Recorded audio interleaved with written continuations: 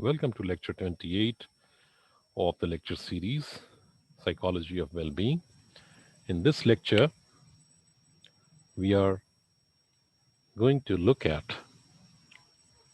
the aspects of experiences of suffering and healing amongst the survivors of political violence in Nandigram.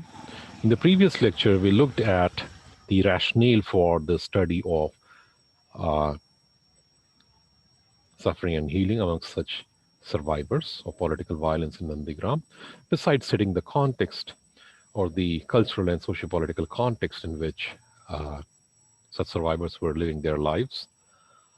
And we also looked at the methodology adopted in that study, besides a glimpse into some of the findings related to suffering and healing.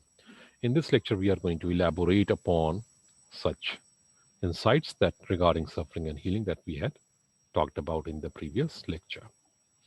So we are going to begin with the various categories of suffering and healing among such survivors. Then we'll be presenting some vignettes or the cases of people or participants representing their suffering and healing experiences. And then finally, we'll look at the implications of such insights for the community-based rehabilitation of people. Well, as we had seen, the categories of suffering included experiences of post-traumatic stress symptoms like re-experiencing, avoidance, and sleep disturbance, feeling betrayed and fear of its future recurrence, betrayal by the neighbors or fellow villagers, and betrayal by the government, feeling overwhelmed by loss, that was another one, and relational disruption, that is, struggle with changed roles, was another important category. Categories of healing consisted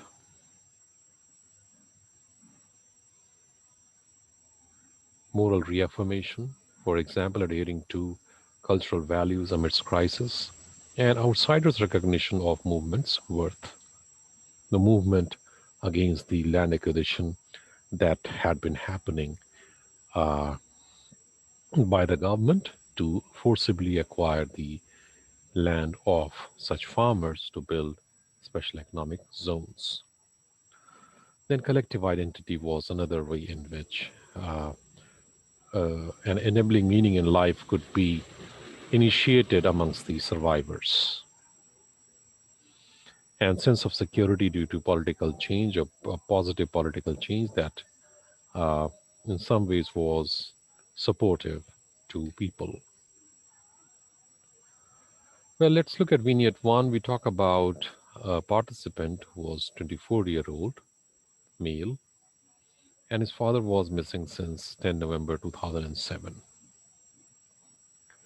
Well, in the context of political violence, many a time it so happens that a person missing uh, most of the time or many a time is taken to be a person who is dead.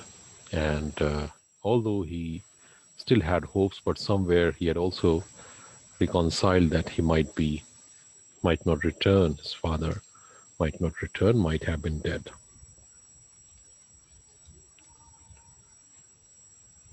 Now, experiences of post traumatic stress symptoms.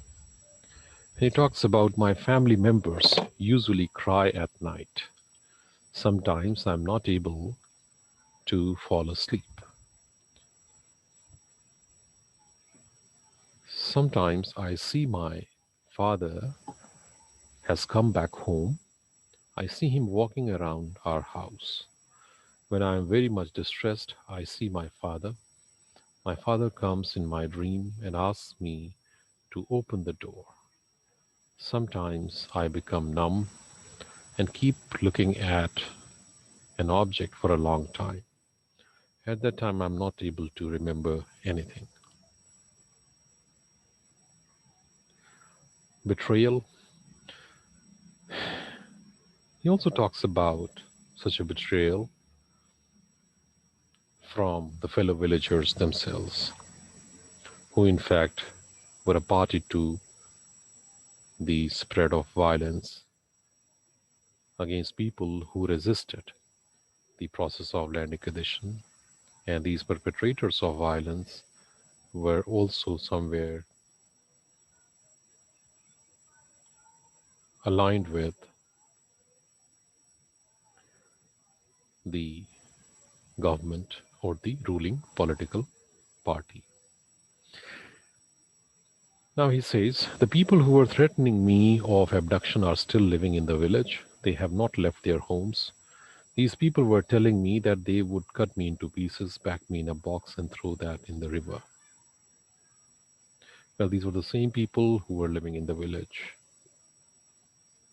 So the fellow villagers initiating a deep sense of betrayal and threat to life. Now, feeling overwhelmed by loss, he again points out that tell me, how can we have peace of mind? We can never forget this incident. My brother died of a bullet injury. My wife was injured by a bullet. How will I be happy? I do not have a brother at my home. My brother and father are no more. Tell me, how will I live now? My neighbor also was killed. There are many such bereaved people like me. Then he also talked about his distress associated with a change in the social or the familial roles. And he says, I often feel sad when my father was there. I didn't have any responsibility of earning livelihood for the family. I used to think that he is there so he will take care of household matters. Now all his family responsibilities are to be carried out by me. Therefore I feel stressed. Collective identity, shaping a sense of moving on or rebuilding a new sense of self or resilience. And he talks about that. Right now, situation is a bit better. And he says, Shoibe to ache, which in Bangla, in which in English means all of us are here together. And that's a very important statement to be understood because um, any hope or any resilience was built on this collective identity that everyone is still around and no one left this place despite threat of forced displacement. And sense of security due to political change, and he talks about that. Some months back, bullets were being fired during the entire day. I didn't come out of my house.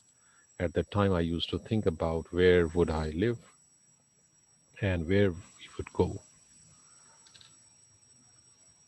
Right now, there is no such distress. Now, situation is a bit better as we have come in power. We have better peace of mind now. We won the election in the village and at block level. We've also won the top level, that is parliamentary, national parliamentary seat. We are no more distressed. Currently, people are experiencing distress due to deaths of family members. They will remain in tension or stress. However, people are a bit happy because of the movement and its fruitful outcome. So we saw how for this participant, besides various aspects of suffering, there would also sense of hope, resilience, and developing a new enabling meaning in life with the help of collective identity and how the change at the in the political scenario also was supportive towards such development of enabling meaning in life. Let's move on to another vignette or case of a participant, 60-year-old male. His son Bharat was killed on 7 January 2007. And he talks about the post traumatic symptoms. I'm no more worried at night, therefore I'm not able to fall asleep. Beg your pardon, more worried at night, therefore I'm not able to fall asleep. My son is no more. What will happen to his family? What will happen to myself? How will we live?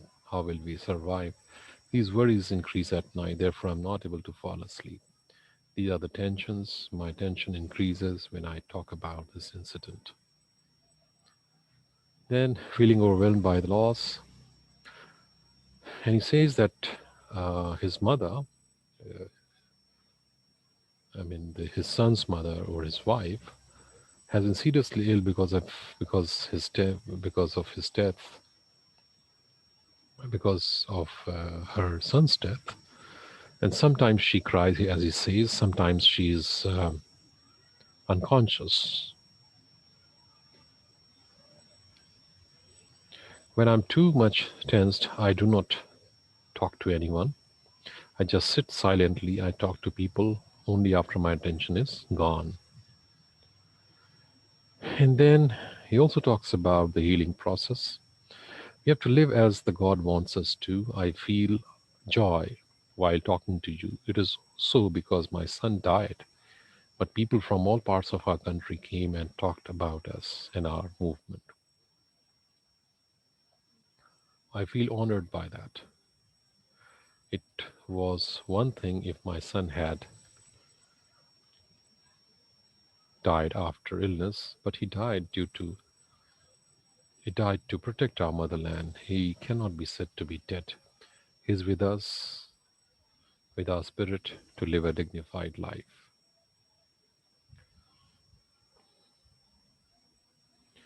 Now, implications for the community based rehabilitation.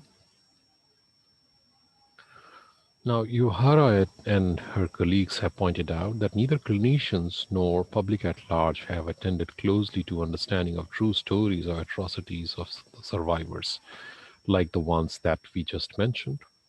And our primary duty is to become trustworthy audiences capable of hearing their narratives and anti narratives. Anti narratives here would mean that there might not be any particular structure, any particular coherent sequence in what they say, but still, whatever they say, whatever they express, is important to be listened to. It may not be apparently very much meaningful or connected to our expectations regarding what they might be going through, yet it becomes important to listen to such expressions or, in other words, anti narratives. Healing is possible only if we are found to be a trustworthy listener by the survivor. So, such studies of suffering and healing could also initiate a sense of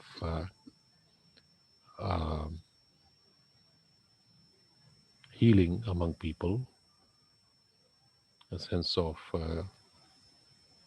community that they may feel with the people inside their community, in fact, also outside their community, as the participants pointed out in this particular study. And this could be an initiation towards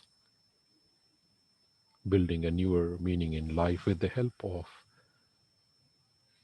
community resources. And a sense of community may, in fact, be possibly broadened beyond the local village as the support as or as the recognition of what they have lost also moves beyond their the geographical boundary of the community. Thank you very much.